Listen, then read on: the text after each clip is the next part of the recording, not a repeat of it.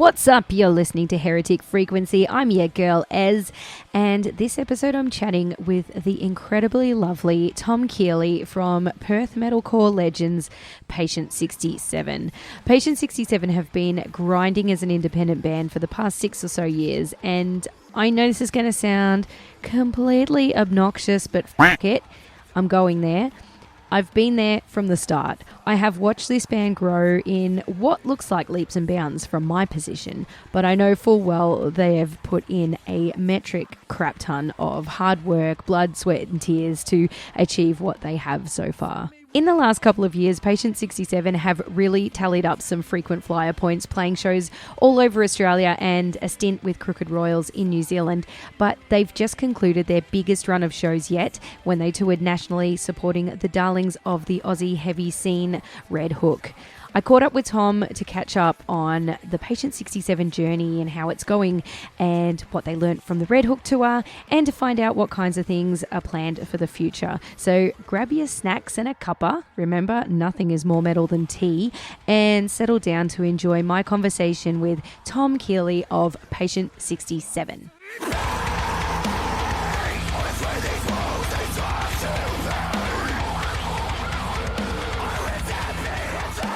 Hell yeah. All right. Well, welcome to Heretic Frequency. Tom, my good friend from Patient 67. How are you?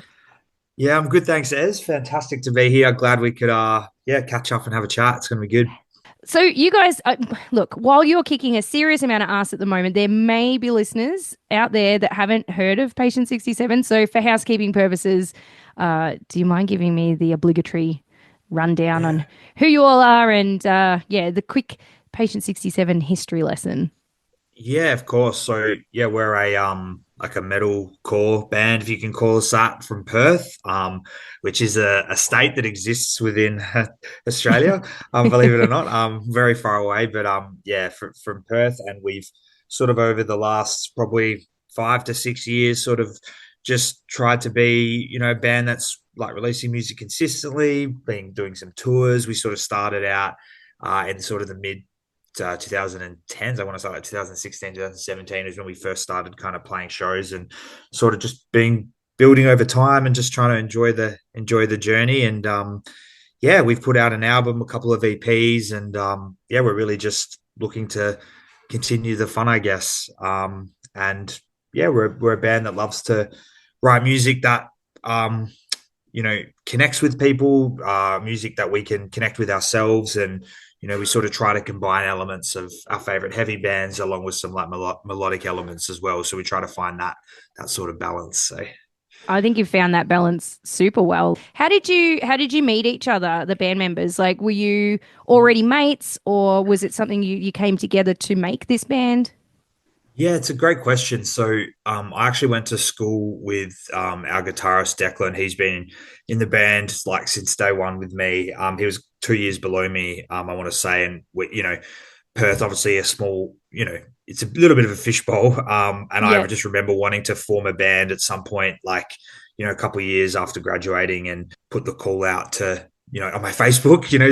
Can anybody play bass or guitar? And Deck, I since learned actually had a fondness for metal music as well. So we sort of joined forces there. And then Rory, our singer slash guitar player, we connected with him through playing shows around Perth over the journey. And again, Perth is a bit of a smaller city, and we were thinking of people we might want in the band, and Rory's name came up straight away. Great guitar player, and he can sing really well as well. And then we've got Richie, our drummer, who is friends with Declan, like from back in the day. And we're all from different parts of Perth, and super organic, I think. Yeah, awesome. And works well when it's like that, I think. Yeah. And you guys have established a very serious online presence, which has cultivated a pretty epic community as well. And I will get to talking about the 8 billion bass players soon enough. But perfect. But yeah, talk to me about the online world of Patient 67. Like, was this something as well that was also an organic thing, or did you sort of make it a goal to be extremely interactive and established online? Yeah, I think it was definitely a goal. If I was to sit here and say that it was like something that happened naturally, that would only be partly true. I think a lot of the kind of running like jokes and the sort of lore, if you can call it that, around the band have come apart from, yeah, sort of that organic interaction. But we found that being, again, coming back to the Perth thing, like we found it kind of hard. How do we get our names out there? Like we sort of struggled to get opportunities for shows, and touring seemed like Mm. a bit of a pipe dream for a few years there, just because, traveling and being so far away. So we were thinking about like other ways we could put our names out there. And it just kind of came about that we thought if we leaned into, yeah, trying to be like, you know, connecting with people on Facebook and putting our names out there through content online, we thought it could be a different sort of way to reach people. So I think the intention was there, but over time it's kind of grown into its own thing. And yeah, it's been good fun. So it's Yeah, good. I think I mean obviously in this day and age it is a must do, like to be have Yeah. an online presence of some description and make content of some description. I did see a funny meme the other day that was something, it was like a Seinfeld reference. It was like when bands find out that they have to become content creators in order to Yeah. sell their music. It's like, oh Yeah. no, what are we doing? Mm, mm. But you guys, like I said, it seems to be pretty genuine, and I do watch other bands kind of without being judgy or anything, because everyone's just trying to play the game, aren't they? But some bands Right. you can see they're just going, okay, this is the trend at the moment. We'll make that video. This is what's happening at the Yeah. moment. We'll do that. We better say these things or act this way. But you guys definitely don't come across that way at all. So while you say that it was a goal, it does kind of speak to me that it was an organic, or at least the way that you interact online is very genuine. Yeah, I think truthfully, that's always been really important as well, Aaron. I think there's a time when we were like I think all bands go through this, but you're trying to, I hate the word branding, but it's like it's what Yeah. they say. It's like branding, like like we're running like a business. Truthfully, there's some truth to that. But the thing is Yeah. is that we knew, I mean, and I certainly knew that if I was gonna sort of be in it day in, day out, it had to be something that was sustainable. And I think if you're constantly like, you know, putting on like a front, like trying to be something you're not, that would be a very exhausting very, very quickly, I would imagine. And we didn't have that much fun being serious all the time. Of course, bands need to be serious. Like there's certain times, like, you're rolling out music, or, there's things happening within tours and shows. But the day-to-day stuff, we just thought it could be a little bit more relaxed, and that lends itself to being fun. And if it's fun, you want to keep doing it. So I think that kind Yeah. of, it's not really rocket science from that aspect, which I think makes it easy to keep consistency, because I see so many bands like want to get into the content creation game, and that's freaking awesome. But if you don't set yourself up right, it burns you out very quickly, Oh, and yeah. it's hard to maintain. It's a lot of work for a lot of the time, not a lot of like payoff, and that's Mm. hard. And I do feel for bands who are trying to navigate that. I certainly have a lot navigated that a lot, and it is challenging. So definitely can sympathise as well with that side of things. Yeah. Well, even just maintaining a flow of online content is a Yeah, headache. And like you said, it demands so much of your time, and it can take a big chunk of your mental health away too. So, like, and it gets very, very overwhelming. But yeah, your street team group is a fantastic little space where and you, like, I know you said that you like to have fun and sort of make that content fun, but there's also an element as well where you're a very sort of supportive, like positive group, and there's like the Saturday selfies and mental yeah. health check-ins and stuff like that. So yeah, what sort of like strategies do you put in place for maintaining that healthy balance online? It's a really, really good question. I think the biggest thing for me is I'm not an expert in that. Like I'm always Mm, learning, and like I don't shy away from that. Like if people talk to me about it at shows, whether it's other bands or people who just want to know, like, or who posts your memes or who does that. And I'm like, look, honestly, like a lot of it is like we do all of it in house, and you got to be careful not to overload yourself. mm, I think the street team's a really good valve for that, because it's a place you can go and have real conversations with people. If something's on your mind, you can put it in the street team, and people will genuinely, respond, like to, talk about things. And I think that's a really good kind of balance to kind of the grind that can kind of be, in the content creation space. And even just talking to people, like messaging people from the street team who are going through ups and downs in their life, like those conversations really do give me, I wouldn't say, I mean, if someone's going through something hard, it's not happy, but just more like it makes it feel real, not just like yeah. numbers on a screen, not just like, not just people on a screen, but actual people going through everyday things in their lives. And I find that really powerful. So I think the street team's a Absolutely. really nice. It's a balance, the community is about balance, and then obviously you've got the official kind of social channels as well. So Yeah. um, it's like There's a anything. It's like going to shows is right, well, Aaron. Like you might go to a show and talk to people. It's very different to like socializing with people online. It's just different kind of feels, different feels behind it.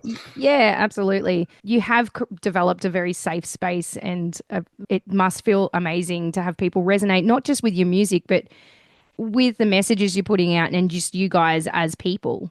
Yeah, I mean, truthfully, I can't take any credit for that. I mean, I think it's just over time we just wanted to put the sort of the building blocks in place for that. And then you have to Mm, I mean, because a lot of people would love a community they can, be a part of or foster or whatever. It's more getting the right sort of people in that space. And we just found over time as we advertise it, rather than just a music promotion group, there's many of those, or a yeah. music discussion group, or a music debate group, whatever. It was just more about we just want people to be themselves. Obviously, you know, keep guidelines around that so it doesn't just turn into like the internet Yeah. can often turn into shouting matches and things like that.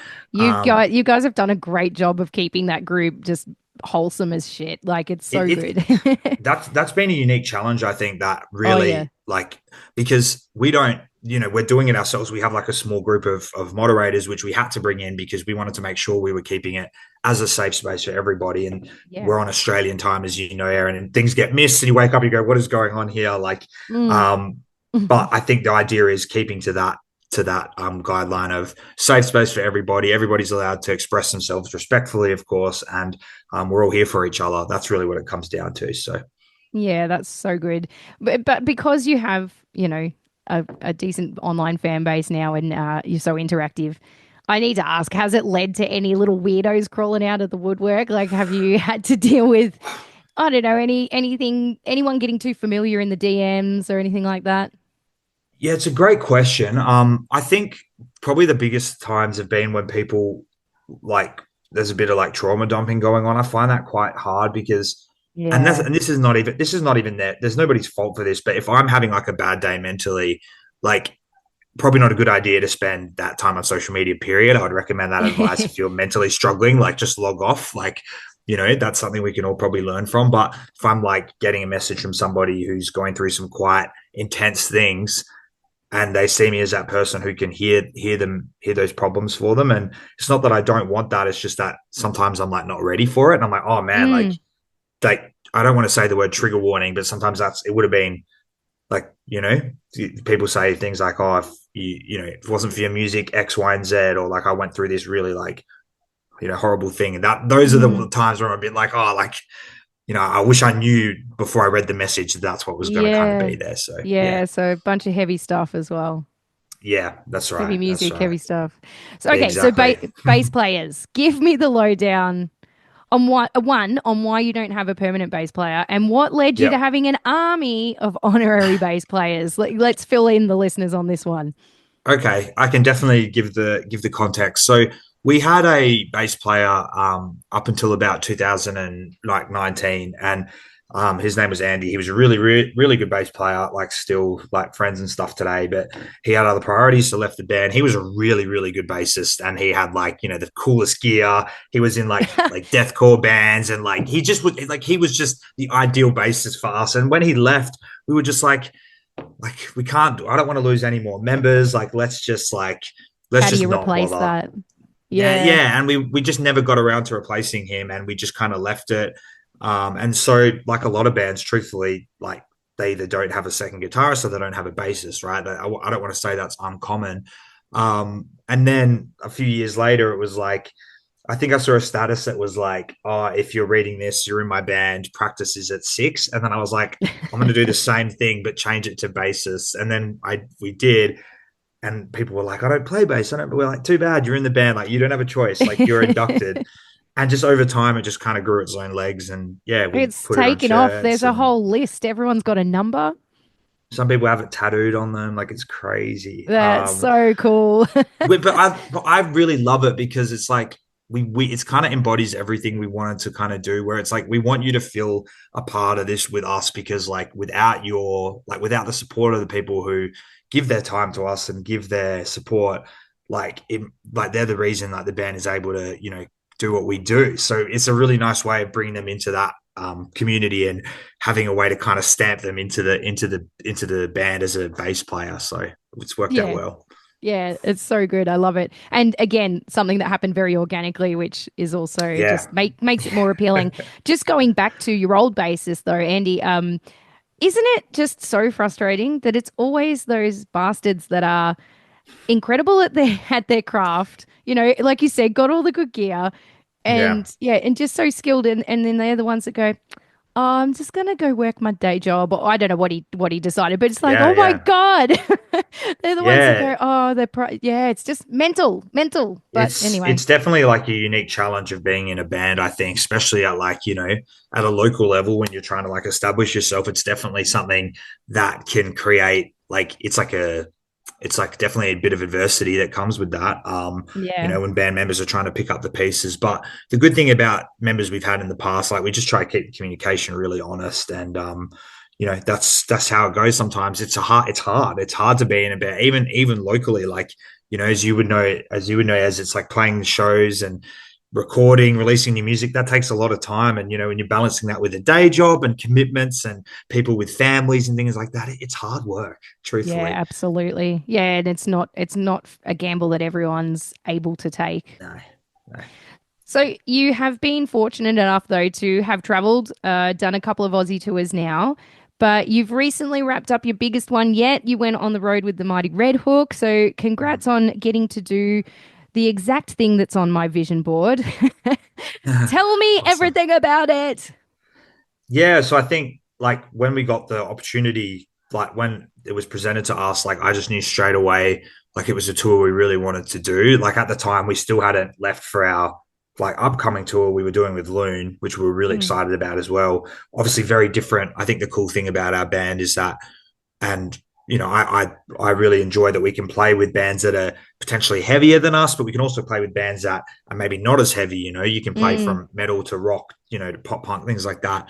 And we knew, like, as I'm sure you do as well, as like Red Hook are really just stand up people. Like obviously their music kicks ass, and we were just like, we want to be a part of this tour. Like I saw them when they were in Perth for their last headliner last year, and it was such a fun show, and I was like, the energy's all there. And yeah, what the truth is that the tour was really, really good. Like the amount of people who came to, like, we were the opening band, right? People come mm. early for doors, which doesn't always happen.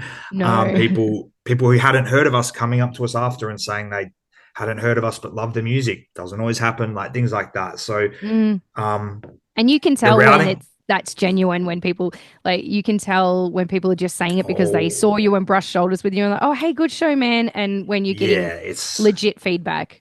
six set man is like, and Yeah. burn it into our heads. But there was a lot of like people who just were there for the music. Like they loved Red Hook. Obviously they put on an incredible show.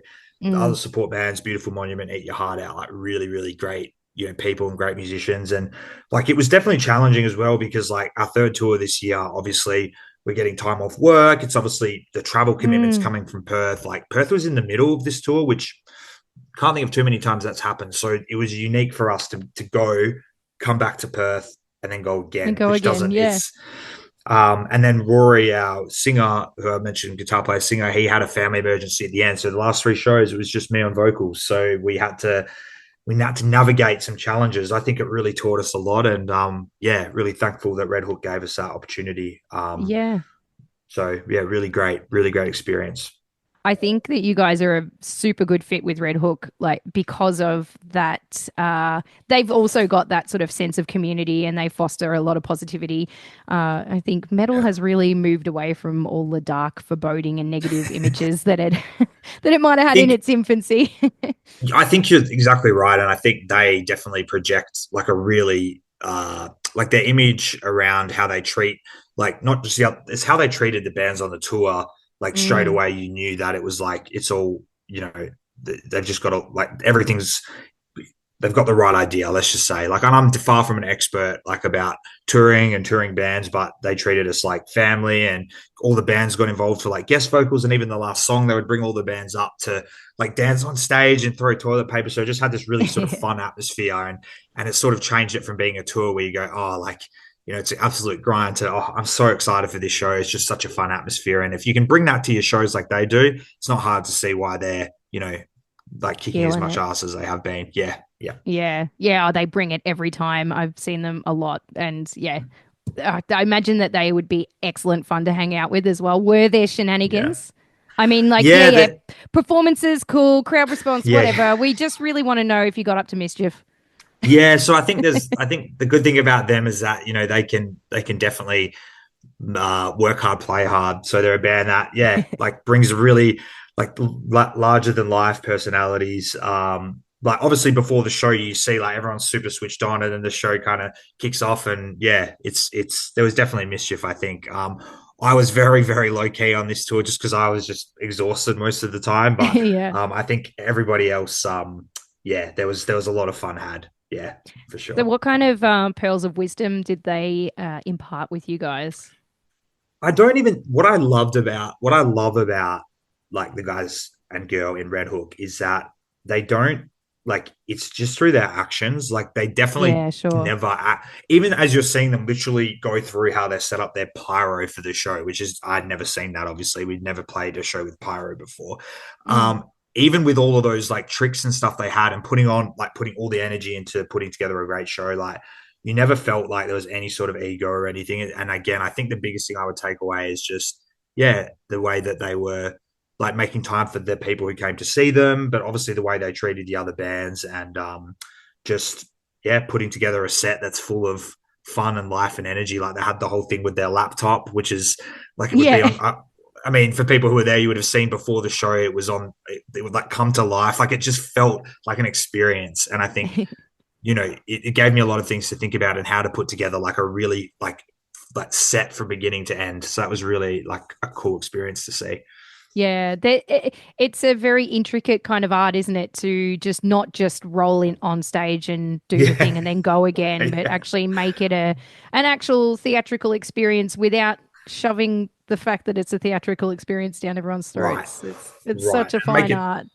And make it fun for people like who are watching. So it's not just like about the band on stage, but getting people in the crowd involved constantly. Like they did like the wall of hugs is a really good example. Like just Yeah, different things you hadn't seen before that people are going to remember. It's really just cool. another example of how metal isn't all doom and gloom and rah and hate and Satan and Yeah, wall of absolutely. hugs.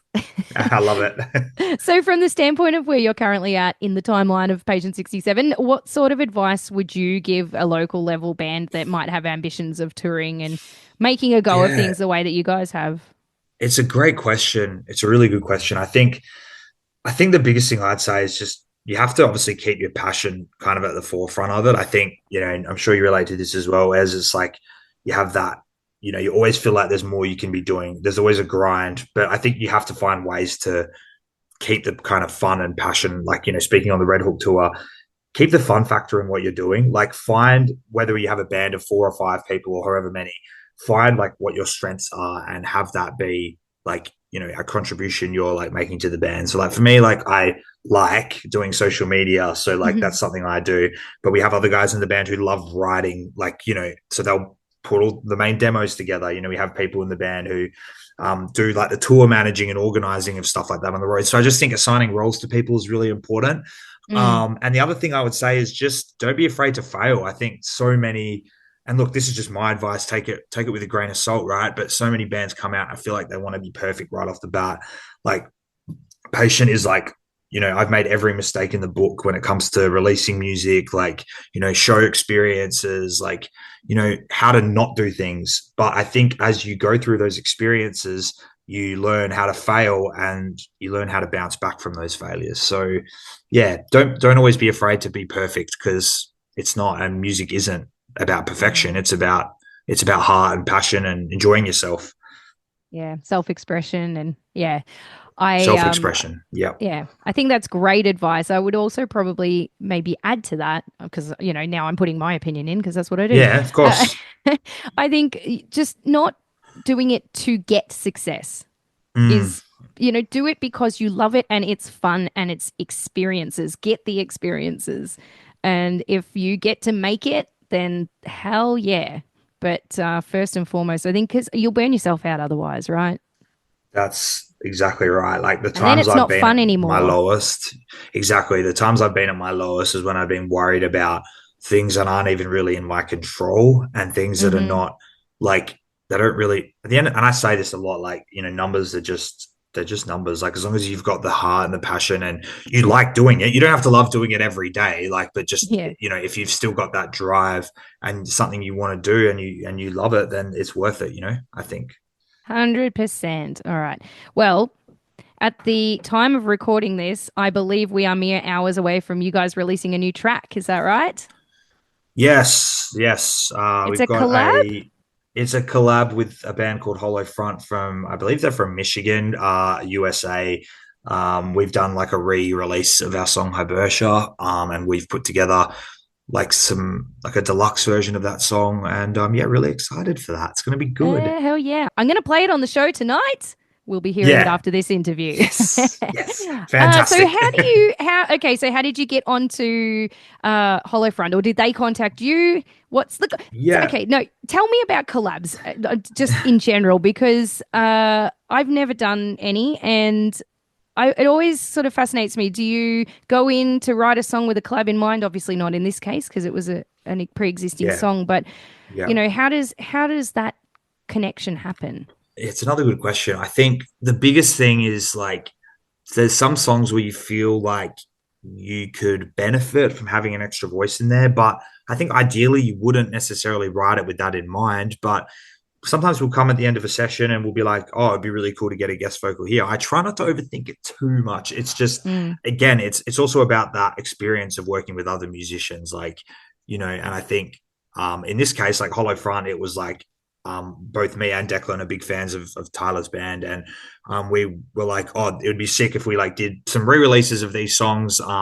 We've got like a deluxe EP coming out, and we were like, it would be cool if we got some guest features. And we're thinking of bands that we love that are in the US or international that could sort of bring the audiences together. mm, So it's like practical as well, because it's a good chance to kind of overlap and expose new people to your music and vice versa. So yeah.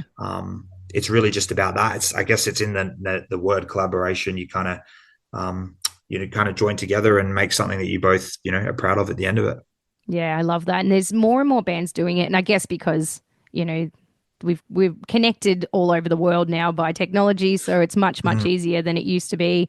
I remember very back true. I'm an old person, so I remember back in the 90s when like someone would jump on with, do it, Chino and Maynard for Deftones Yeah. Tool, for example, we'd be like, "Oh my God." But now it's Yeah. not as rare to see people coming together like that, which is really cool.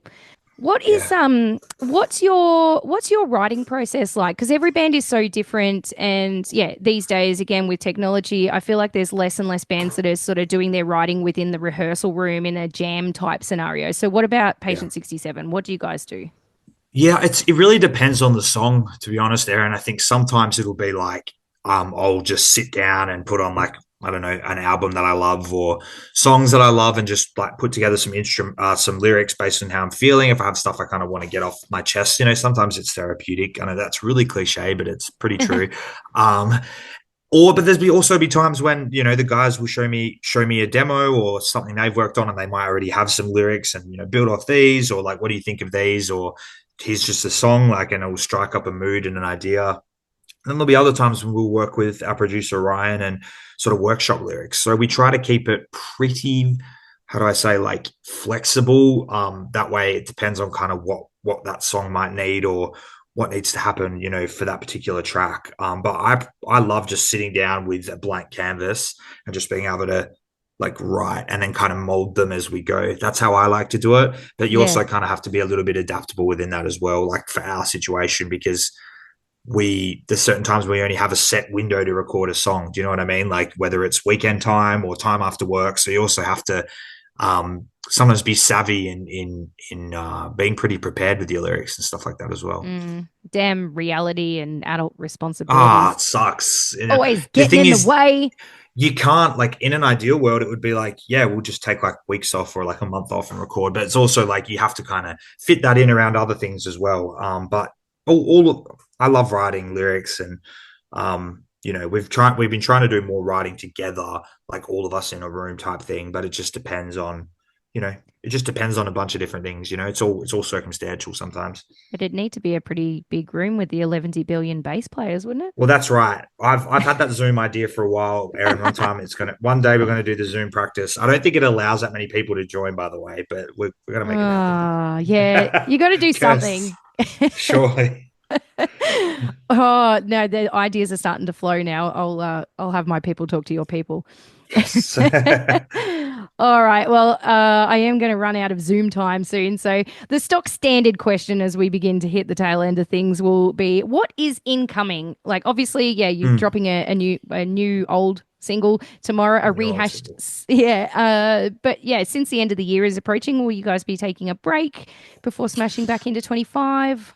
Or is there I no mean, downtime in the grind it's that is hard. music? I keep saying I want to take like a long break, and I swear to gosh, one day I will do that. But um, I think we're going to see how the end of the year looks. Potentially a seasonal cover, maybe. We had a good time doing that last year, just That's right, you did for too. fun. For fun, like, just to be very Yes. clear, we're not out here to like reinvent an artistic wheel. It's just like, Yeah. people like Christmas and metal. I feel like they kind of work.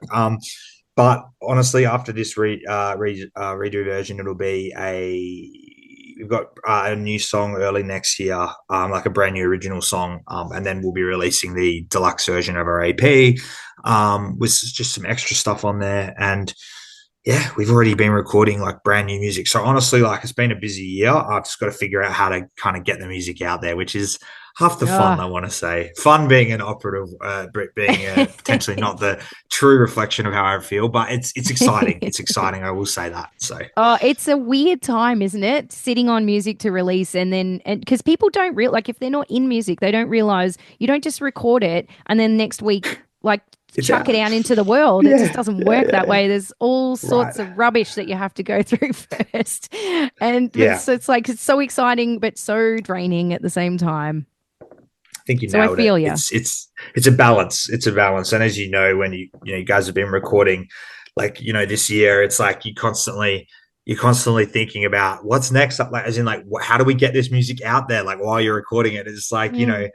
it's part of the challenge, but it's also, I think, you can make it so that if you just give yourself enough time and planning, you can sort of take some of that stress off. So that's what I'll be aiming to do. Give the band lots of time to get our ducks in a row with this new music. So Yeah, I think with each new release you bring out, you just do it a little better each time, don't you? that's true. Well, That's true. or you should be anyway. My main focus with Heretic Frequency is to be a platform for lesser known and or independent bands. So I like to ask my guests if they can choose a band for me to play that fits that description and someone that you might like to put forward for a little bit of time under the spotlight. So I'm such a jerk because we are friends on Facebook. I probably could have given you a heads up on this question, but No, no, no. here we This is good. are. It causes me to think on the spot. I'm going to shout out. So there's a couple. Can I do two? Is that cheeky? I'm gonna do two. Load my Because playlist up, Tom. I'm so, Be yeah, cool, cheeky. cool. So the first one is a band called Our Demise. They're like a deathcore band from Perth. Their drummer Sage filled in for us on this last tour. Richie had nursing prac, real life responsibilities. Who would have thought? Yeah. But Sage came in, their drummer, and was absolutely incredible. But yeah, he's so talented, and his band Our Demise, we play a lot of shows with them in Perth. They're just heavy, so much fun to watch, and definitely, I'm pretty sure they're all like 22 or under, so super young band. They're going to have a really bright future. So check out Our Demise. And the second band I want to shout out is called Primrose Path. Hell We've yeah. played we've played one show with them, but I've seen them like a bunch of times, and they just put so much time and energy and love into their craft. They have a really cool kind of I don't even have, I'm not a genre expert, but they've Mhm. got like a proggy kind of sound going for them. And yeah, you can go watch their music videos, and they just kick absolute ass. So both of those bands are really cool Perth acts. I think are going to go very, very far and make me proud to be from, this scene. And yeah, it's go to a show on the weekend. You can see some really unreal talent. So it's just two Absolutely. examples. I love that you stuck with like local. That's great. And there's some really cool bands coming out of Perth at the moment. Like I feel like there was a Yeah, little bit of a lull for a while, and it's pumping again by the sounds of it. Every week I feel like I'm discovering a new Perth band. it's good. It's good to see. Yeah. I think we need that. We need that. We just need the shows to kind of continue to be there, and yeah, it's bands like that help push it forward, and that's exciting. Yeah. Yeah, absolutely. Do you have specific songs by those bands that you would like me to play, or are you happy for me to go trawling and just? I actually have played Primrose Path a few times on the show, Oh, but cool. I think, yeah, yeah, I think any of the Primrose songs you've loaded up before would be good. And I want to say Adam Myers, their song Vultures has gotten like a bit of love on like Spotify and stuff. Really cool, heavy song. So Vultures by Adam Myers. And then Primrose Path. I think the last song they did a music video for Hex is a really cool song. Yeah, check out Hex yeah. by Primrose Path as well. Great, Yeah, great song. that's a good one. I agree. Good choice. Good choice. Yes. Okay, dude, it has been absolutely rad chatting with you tonight. Keep kicking all the ass. And yeah, here's to more success in 2025. I'm looking forward to hearing new music. Thanks so much, Ez. Thanks for having me. It's been a pleasure. Sick. Thank you, Tom. You're a legend. So welcome.